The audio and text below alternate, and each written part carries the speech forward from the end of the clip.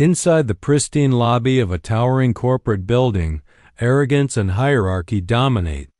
A careless insult from the CEO throws the quiet janitor into the spotlight. But when the janitor responds with unexpected calm and a single line in another language, the atmosphere shifts, leaving the office stunned and hanging on the edge of a revelation. "We don't pay people like you to speak, just mop the floor." The words echoed across the marble lobby like a slap, sharp and deliberate. The glass walls of the towering office building reflected the city's morning sun, but inside the air was colder than steel.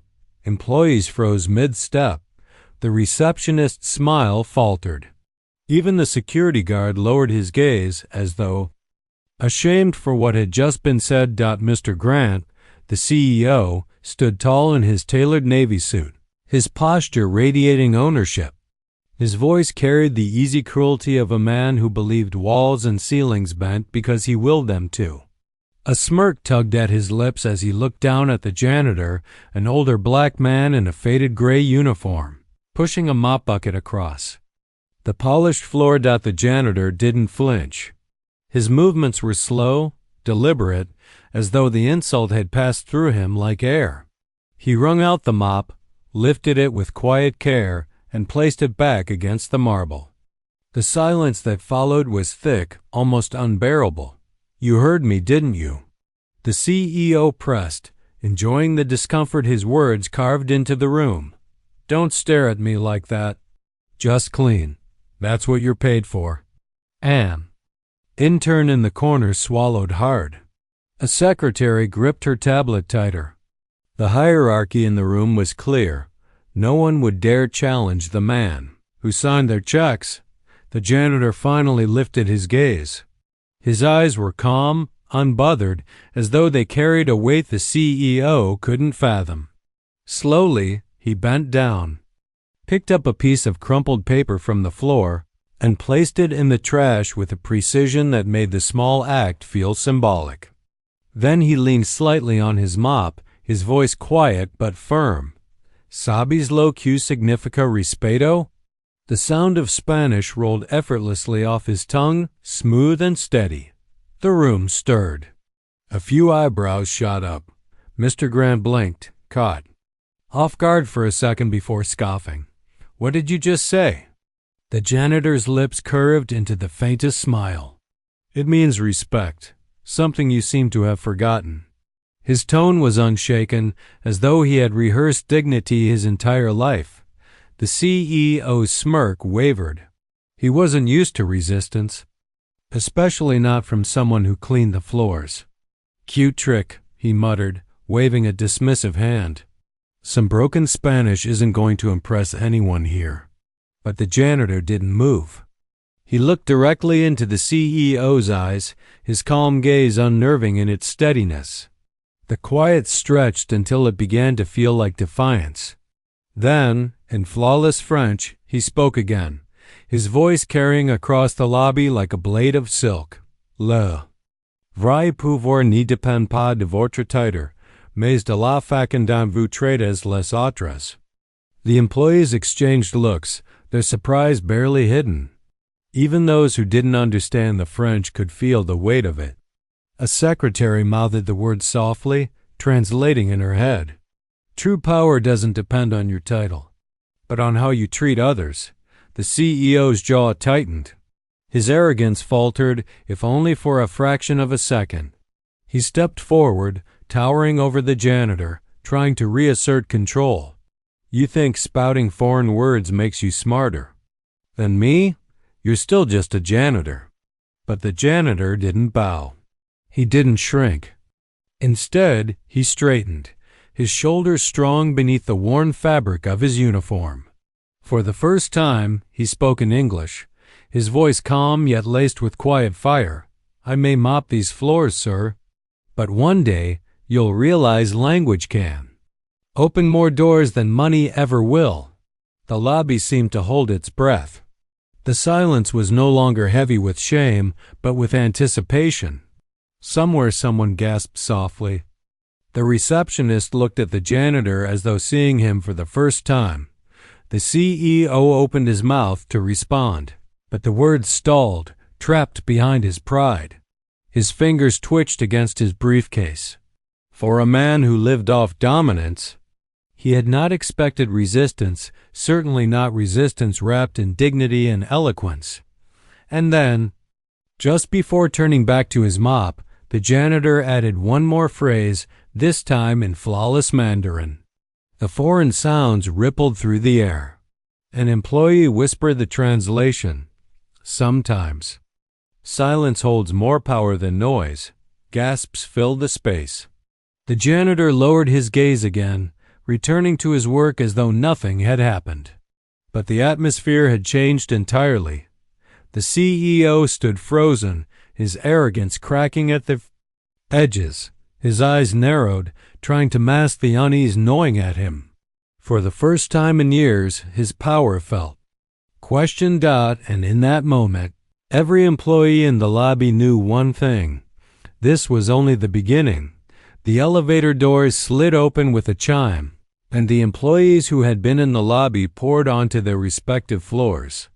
But unlike other mornings filled with routine chatter, this one carried a sharp edge of electricity. Did you hear that? A young intern whispered as she leaned close to a colleague near the copy machine. He spoke 3 languages, effortlessly. And the way he said it, another murmured, eyes wide. It wasn't just words. It was like he knew exactly how to cut the CEO down without raising his voice. The whispers traveled faster than paper through a printer. From cubicles to glass-walled offices, the story spread. The janitor stood up to Mr. Grant. Meanwhile, in the corner office on the 32nd floor, Mr. Grant slammed his briefcase onto his desk, the echo bouncing off glass and steel. He yanked at his tie, his jaw rigid with frustration.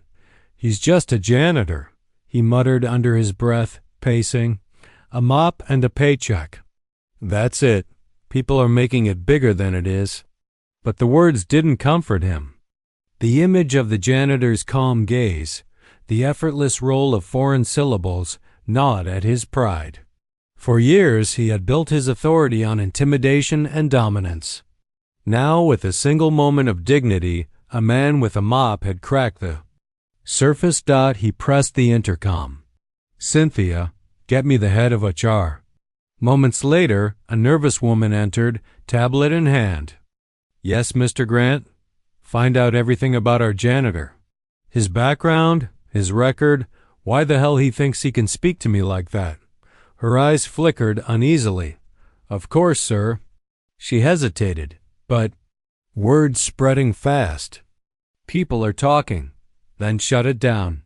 His voice thundered, making the glass tremble.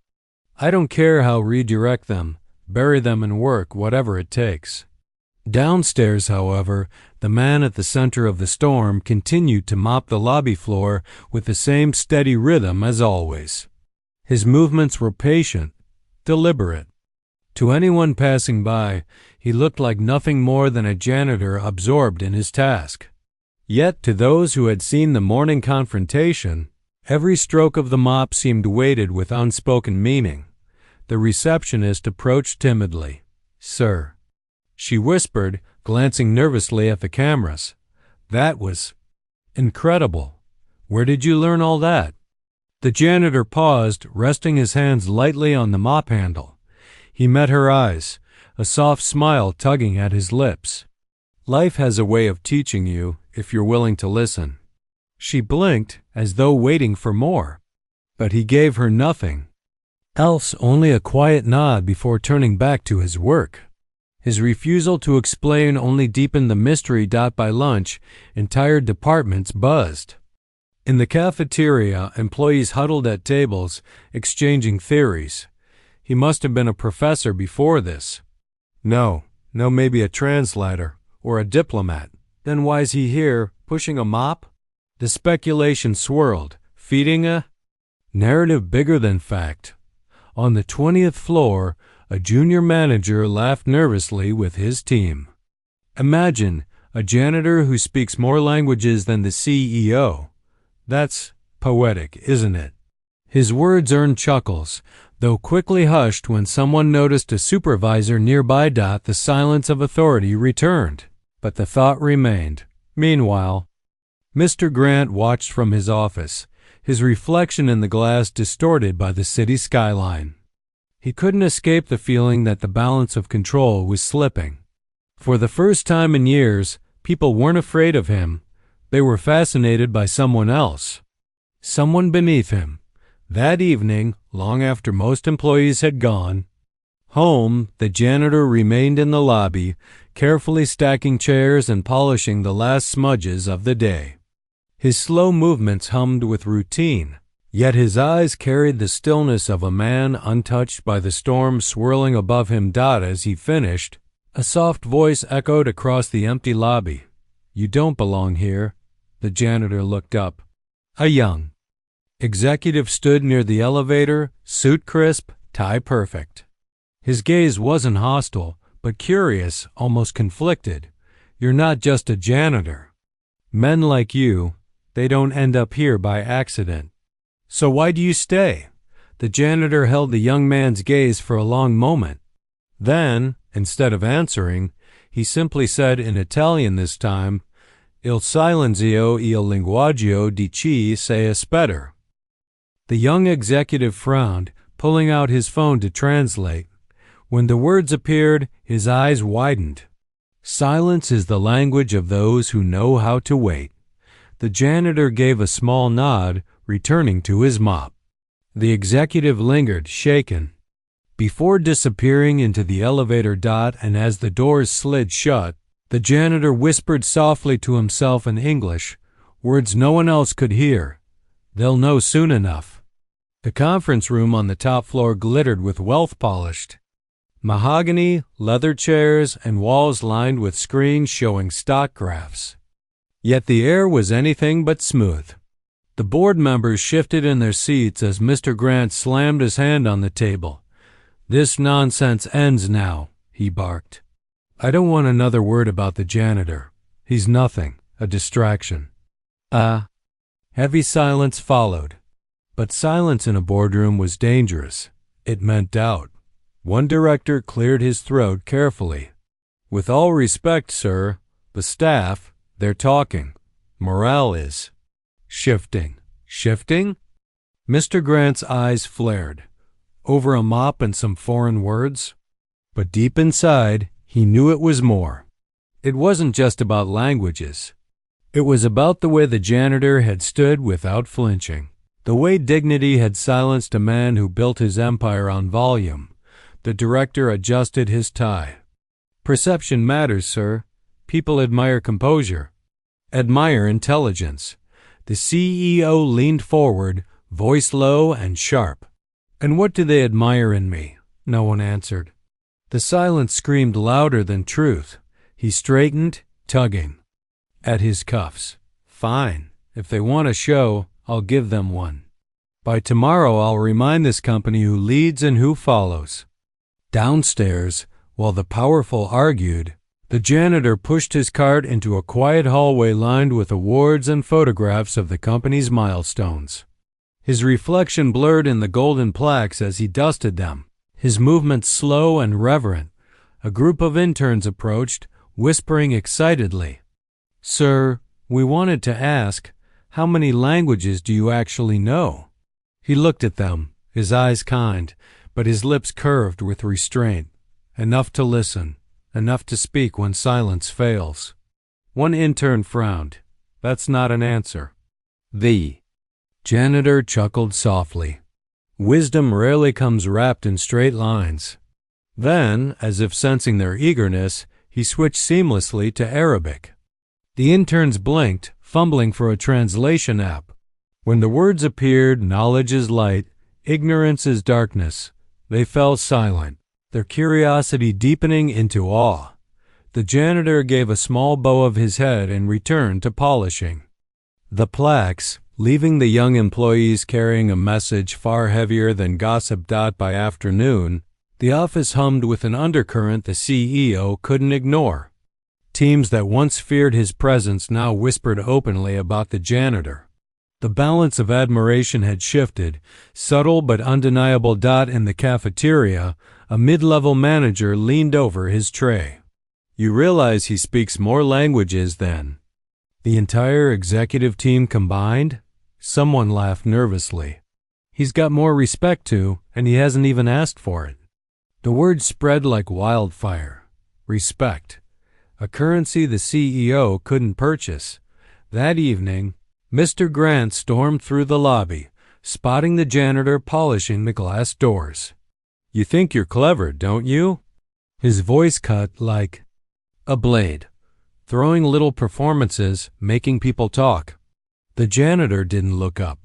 His cloth moved in steady circles against the glass, each motion deliberate. Respect isn't a performance, he said calmly. It's earned in silence. Mr. Grant's face burned. You're playing a dangerous game. Finally, the janitor looked up, his gaze steady. In Russian this time, his words slid across the air like frost. A passing employee gasped, quickly translating under her breath. True danger is the pride that blinds. The CEO froze. For a moment, his reflection in the glass seemed fractured, as though the tower he built was cracking. The janitor folded his cloth, placed it neatly in his cart, and offered one final line in English. Pride built this tower, sir, but respect will decide who stays at the top. And with that, he wheeled his cart away, leaving the CEO staring at his own distorted reflection, the glass trembling with his breath. The boardroom doors slammed shut, muffling the city skyline beyond the glass. Inside, the atmosphere was heavier than marble.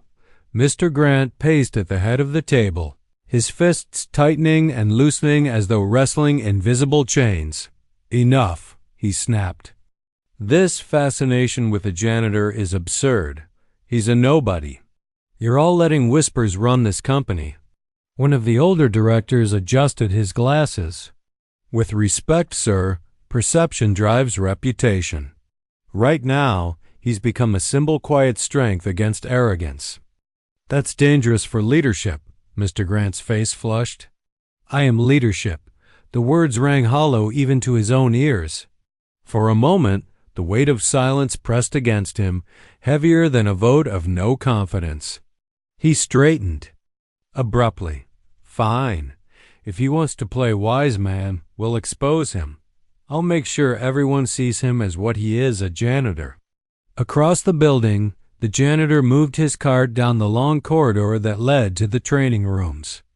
Through the glass, he saw young recruits struggling with presentations, their voices shaky as they prepared for their first client meeting. He paused, leaning on his mop handle, watching quietly. When one young woman faltered, papers trembling. In her hands, he pushed the door open gently. You stumble because you speak from fear, not from truth, he said softly. The recruits blinked, startled. Excuse me, sir. This is staff-only space. The janitor smiled. Then let me clean something for you. He took the papers from her hands, glanced at the slides, and then switching seamlessly to flawless German delivered her opening. Lines with a confidence that rolled like thunder. The recruits gaped. He shifted smoothly into English again.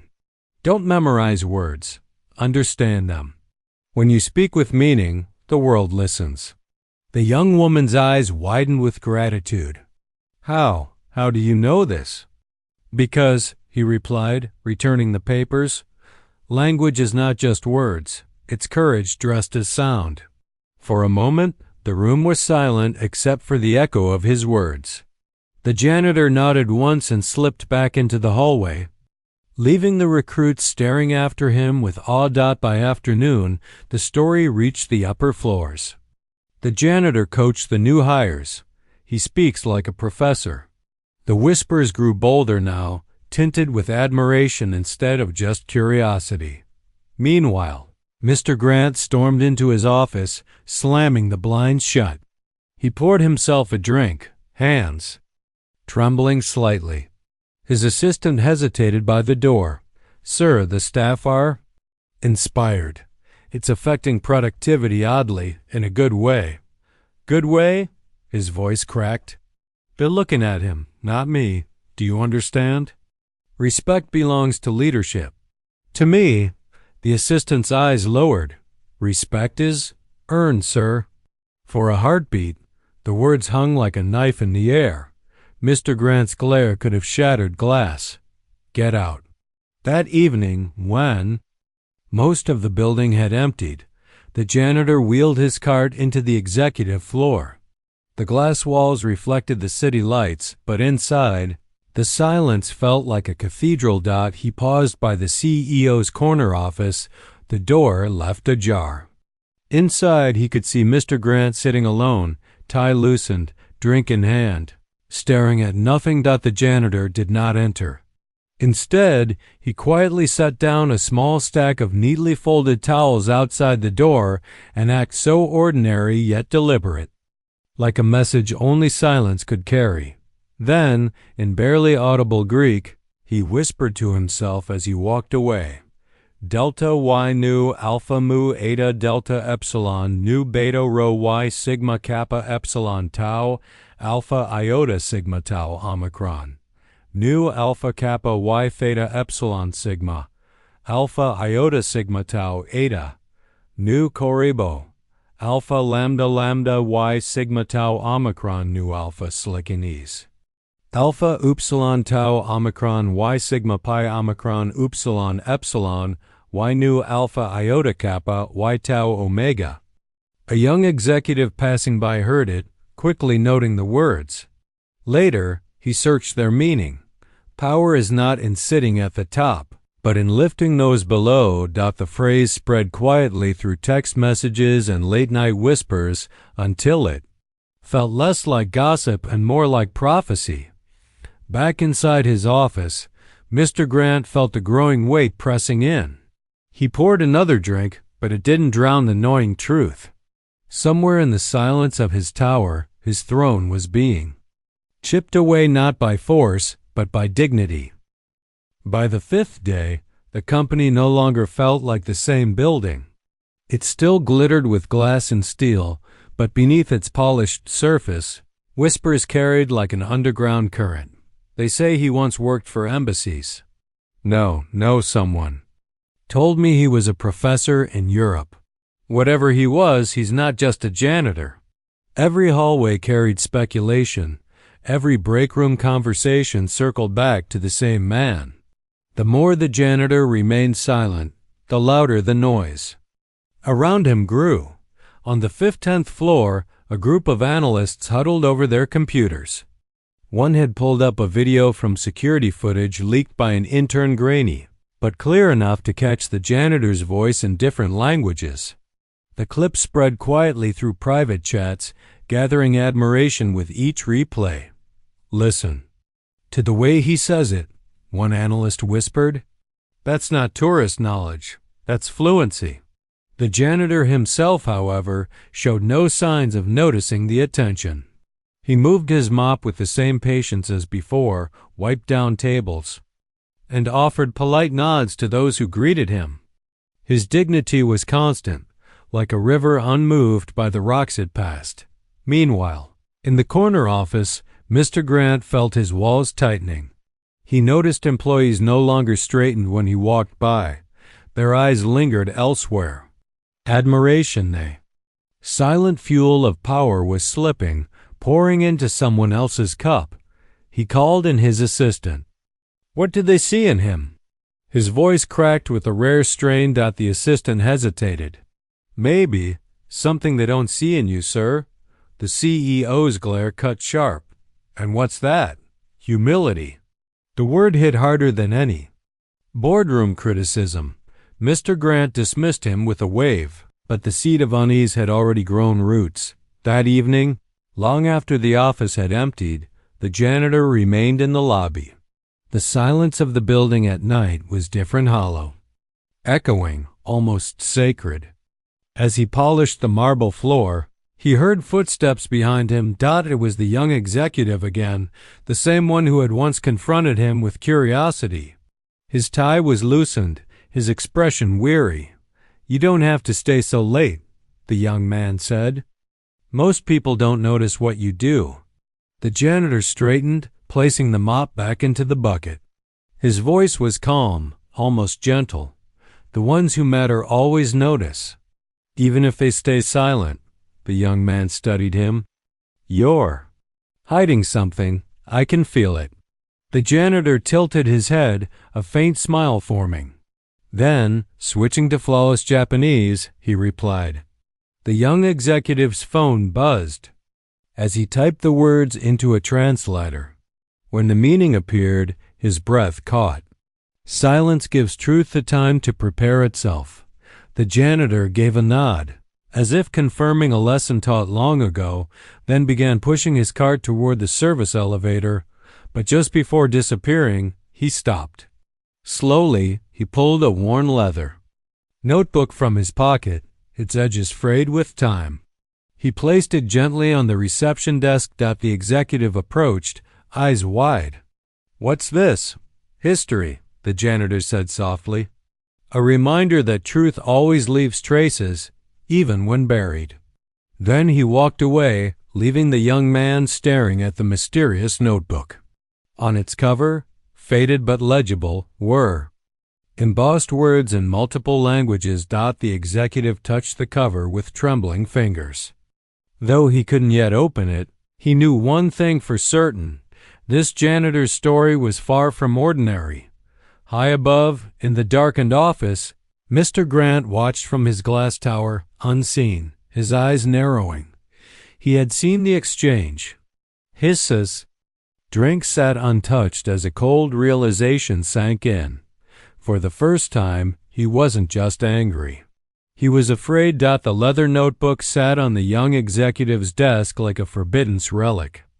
Its cover was frayed, edges softened by years of use, and embossed faintly across the surface were words in multiple languages. He had spent the night staring at it, resisting the temptation to flip it open. Somehow, he knew it wasn't just paper and ink. It was history, locked behind the silence of a man who refused to explain himself. The next morning, whispers spread even faster. The janitor left something behind. By noon, half the office had heard of the notebook. Though no one knew what secrets it held. In the CEO's corner office, Mr. Grant slammed his fist on the desk. A notebook?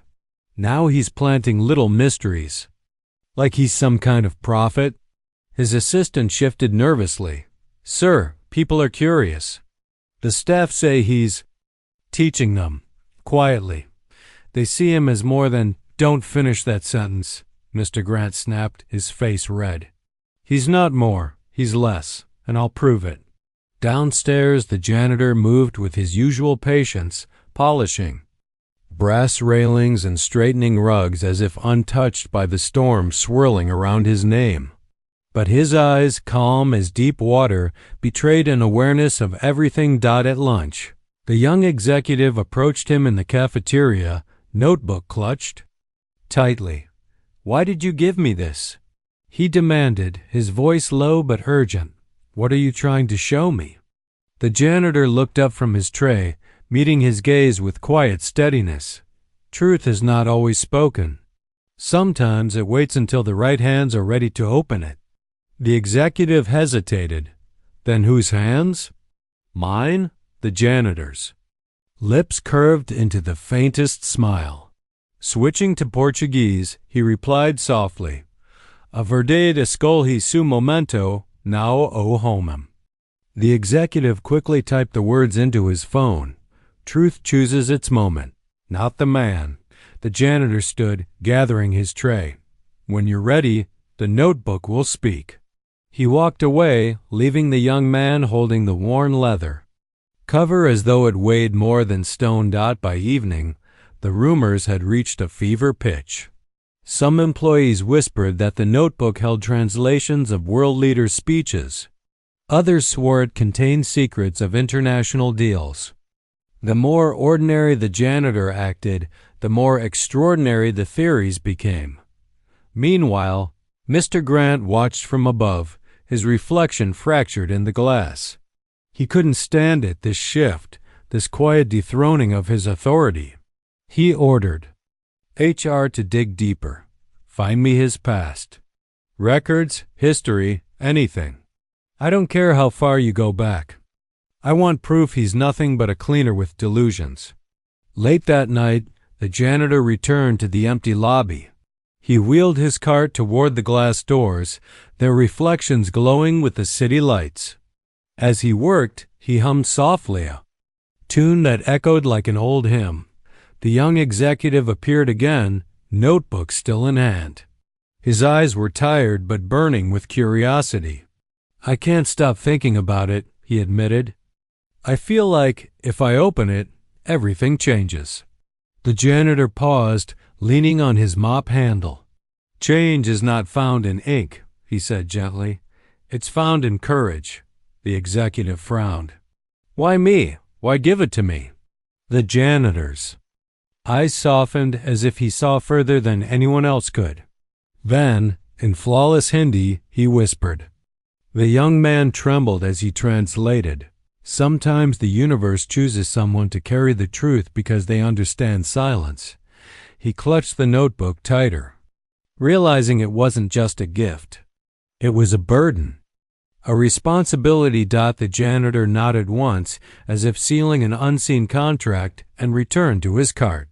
His figure disappeared into the dim glow of the service elevator, leaving the executive alone with the weight of secrets he hadn't yet read. Upstairs. In his office, Mr. Grant stared at a report just delivered by HR. His hands tightened around the pages, his face paling, because what he read was not what he expected. Mr. Grant sat frozen in his chair, the report trembling in his hands. The file wasn't what he expected. It wasn't about forged documents or false credentials. It was a truth far more unsettling. The janitor's name wasn't just a name. It appeared in academic journals, in conference rosters, in photos from international summits. Decades earlier, he had been a celebrated linguist, invited by universities and governments alike for his ability to bridge nations with language. 9 languages, the report said. Not whispered talent, but documented brilliance. Professorships, diplomas, speeches that once drew applause in crowded halls. Mr. Grant's jaw tightened. So he was someone, he muttered bitterly. And now he scrubs my floors. That's the story I'll tell. A fall from grace. A man who couldn't hold on. He tossed the report aside, already calculating his next move. If he could frame the janitor as a failure, the awe spreading through his office would curdle into pity or mockery. Anything to weaken him. The next morning, tension buzzed through the building like static before a storm. Whispers spread even before people clocked in. He used to be famous. He was a scholar. In the lobby, employees gathered in clusters, eyes darting toward the quiet man pushing his cart across the marble. Some looked at him with newfound respect, others with disbelief. Finally, the young executive stepped forward, notebook in hand.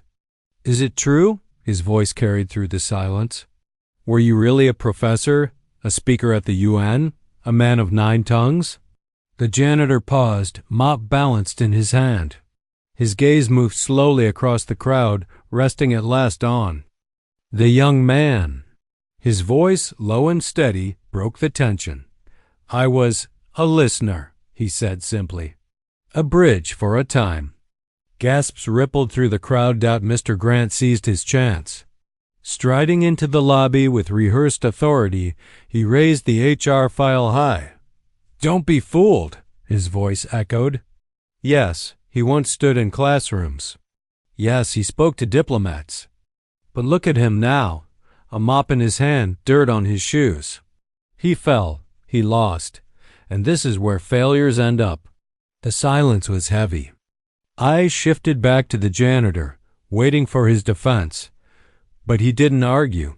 He didn't plead. He only set the mop gently back into the bucket, then spoke with the quiet dignity of someone who no longer needed applause. "Loss is not measured in titles," he said. "It is measured in the silence of your soul. I chose mine."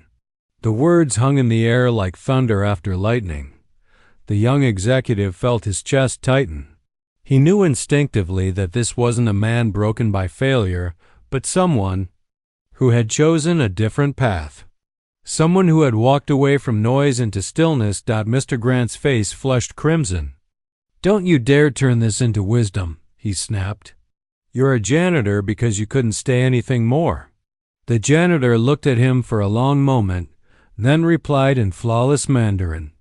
The young executive, quick to translate, whispered aloud, "Failure is not falling down, it is refusing to rise." The office erupted in murmurs, half in awe, half in doubt. The CEO's grip on his kingdom was slipping, thread by thread. That evening in the cafeteria, the janitor sat alone with a cup of tea. The young executive joined him, laying the notebook on the table between them. "You don't look like a man who failed," he said softly. The janitor's eyes twinkled.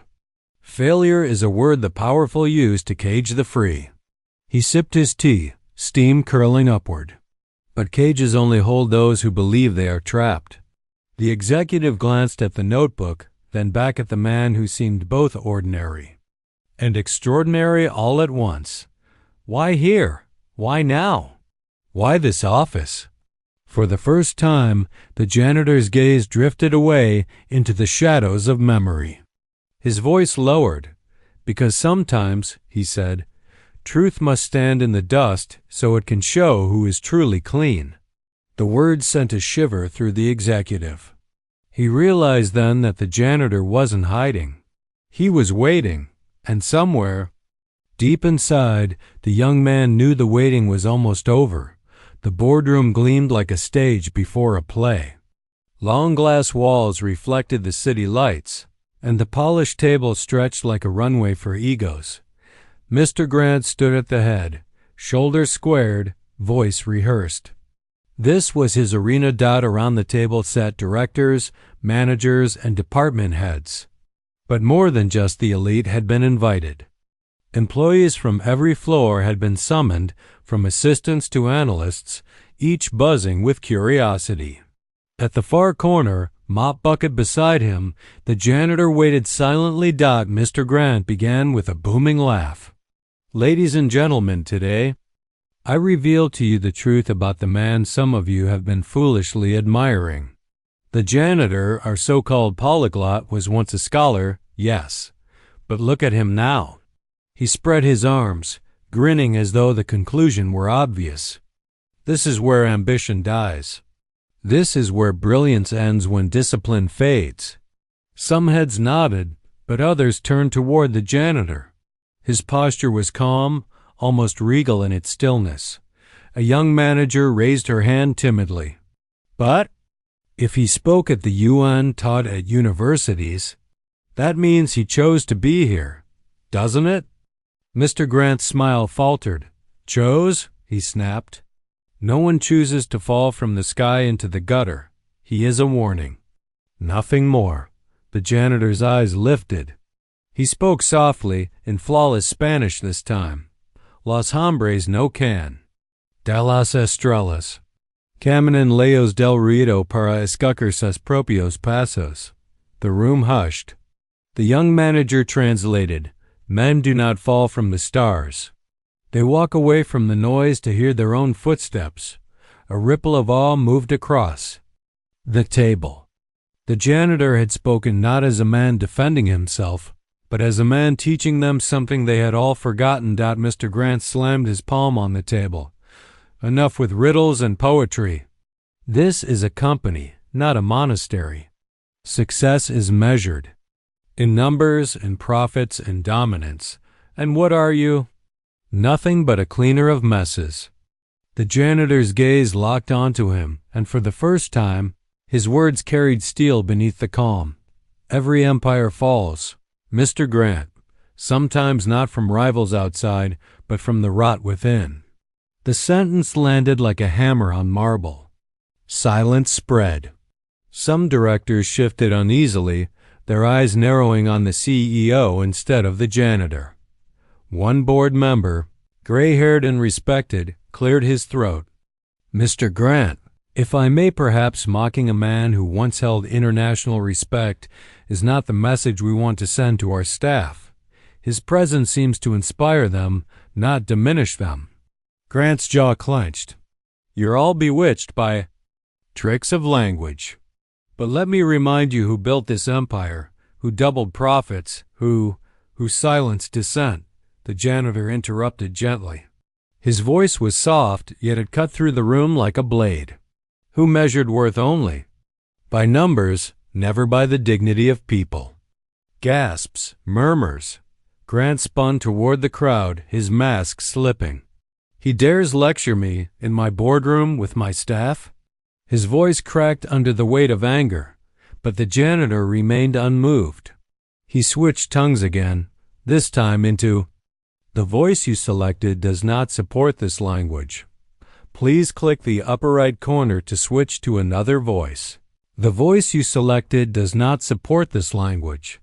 Please click the upper right corner to switch to another voice." Ordinary. It was heavy, alive. Something had shifted.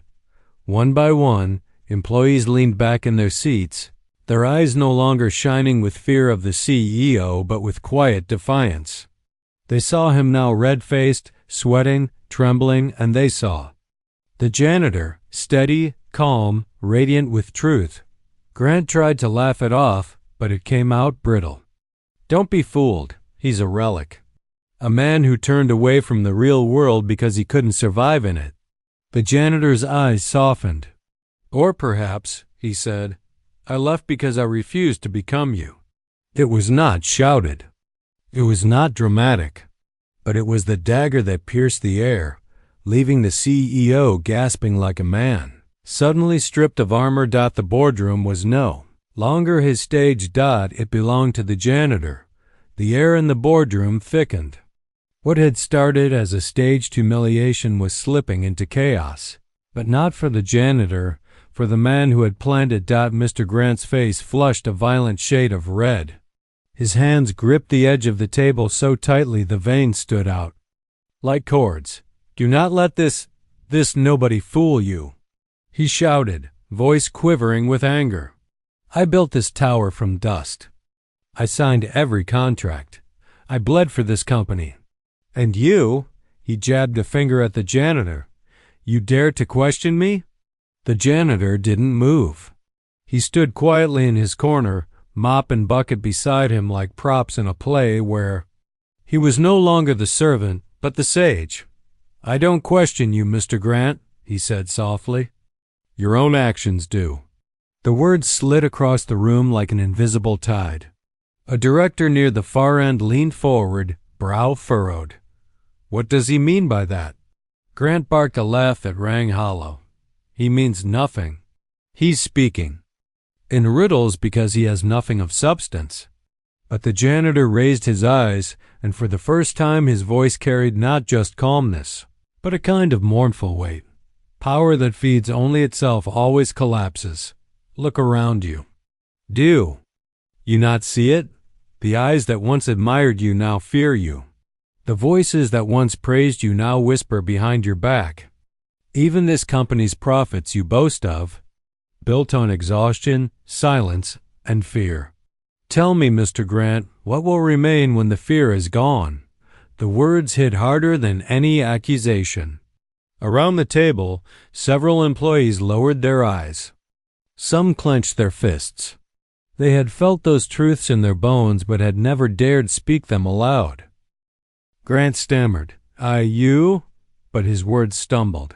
Slipping through his fingers like water. The janitor switched to French, his tone carrying a haunting gentleness. "Le pouvoir sans justice est une cage dorée, brillante à l'extérieur, mais pourriture à l'intérieur." A younger employee translated softly, "Power without justice is a golden cage. Brilliant on the outside, but rotting within." The metaphor landed like a thunderclap. Murmurs rippled through the room. "Enough!" Grant slammed the table again, but this time it wasn't authority, it was desperation. His suit looked too tight, his crown invisible but cracking. One director, an elderly woman with decades in the company, spoke slowly. "Mr. Grant, with all due respect, you've asked us to look at him as a failure. Yet I see a man who speaks truth with dignity, while you shout like a child. Which of you looks more like a leader today?" Gasps. Grant spun toward her, betrayal etched into his features. "After everything I've done, you side with him?" Her reply was steady.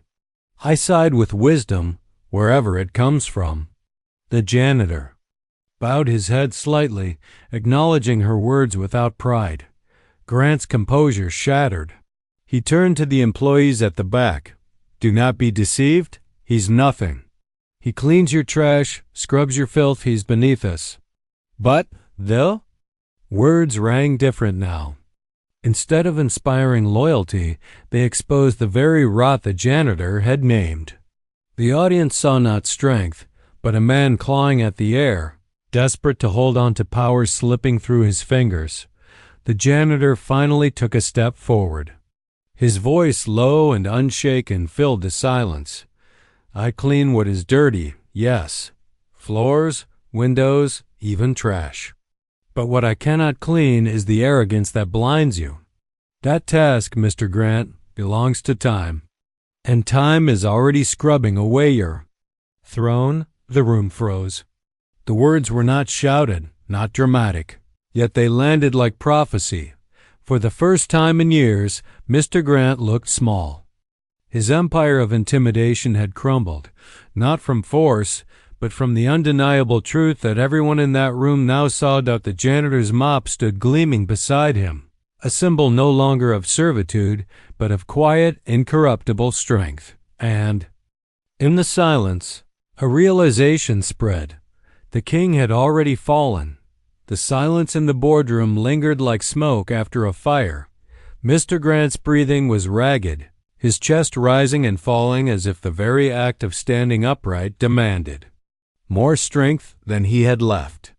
His eyes darted around the table, searching desperately for allies, but the faces he had once commanded with fear now turned away, some in disappointment, others in quiet shame.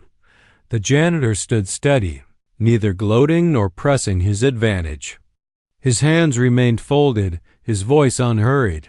"You see," he said softly, "respect cannot be bought, and leadership cannot be forced. It is earned, one truth at a time." The words floated through the room, and this time, no one dismissed them as riddles. A director near the center finally broke the silence. He cleared his throat and spoke carefully. "Mr. Grant, these accusations, the way you've handled yourself, it leaves us with questions we cannot ignore." Grant snapped his head toward him. "Questions? Questions? I've kept this company profitable for decades. I've made millionaires of you all." But another voice chimed in, firmer this time. "At what cost?" The question came from the young woman who had translated the janitor's French earlier. Her courage surprised even herself, but the moment demanded it. People work here in fear. They whisper instead of speak. They bow instead of stand. If the man you call a janitor can show more dignity in one afternoon than you have in years, then perhaps we must ask who the true leader in this room is. The statement cracked something deeper than any insult. Murmurs filled the room, but now they carried weight agreement, not hesitation. Mr. Grant's hands shook. He slammed his palm on the table. "Enough. This is mutiny. You are all fools, bewitched by a cleaner with a silver tongue."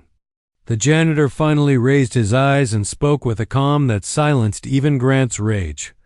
"I have no throne to claim, no office to sit in. I only have truth. If truth sounds like silver to your ears, then perhaps it is because you have been starved of it." A hush fell. For the first time, the boardroom didn't look like Grant's fortress, it looked like his trial. The elderly woman director leaned forward, her voice steady but carrying authority. Mr. Grant, this board has tolerated your arrogance because you delivered results. But today, you have delivered only shame. We cannot allow your tyranny to continue. Effective immediately, I motion for your removal as CEO. The room erupted. Grant's face turned white.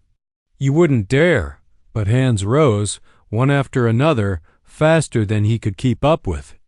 Every raised hand was a nail in the coffin of his reign. His empire was collapsing, not from outside attack, but from within. When the final vote was cast, the verdict was clear. Mr. Grant was stripped of his title, his power gone in the very room where he had once ruled like a king. Staggered back, disbelief etched across his face. You'll regret this. You'll come crawling back. This company cannot run without me. But no one responded.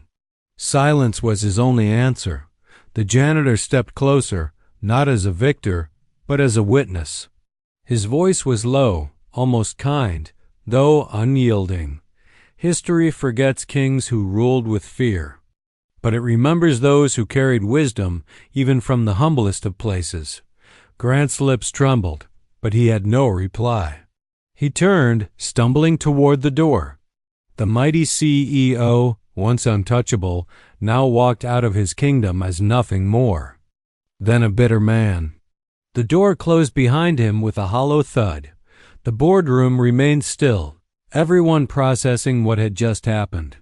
Finally, the young woman spoke again. What now? Who leads us? All eyes turned toward the janitor. His presence had grown into something undeniable. But he shook his head. I did not speak to take a throne, he said. I spoke because silence would have made me complicit. This company must choose its leaders not by arrogance or fear, but by the values it claims to stand for. I am only a janitor, and tomorrow I will return to my work as one. But the elderly director smiled. Perhaps you underestimate yourself. A man who can speak truth in 9 languages, who can expose the rot of power without anger or pride, that is not only a janitor. That is a leader, whether he wishes it or not. The janitor lowered his gaze, humility grounding him. If I am to lead, let it be by example, not by title. Titles corrupt too easily. Let the lesson be this: dignity has no rank. The room, filled with something it had not felt in years' hope. One by one, employees and directors approached him. Some bowed their heads in gratitude, others extended their hands. A few had tears in their eyes. For them, the janitor's quiet stand had given back something they thought lost forever, the courage to speak as the meeting dissolved. The janitor returned to his mop and bucket. He pushed them down the long hallways of the tower, just as he had every day. But now the people he passed didn't look through him. They looked at him with respect, with awe, with gratitude.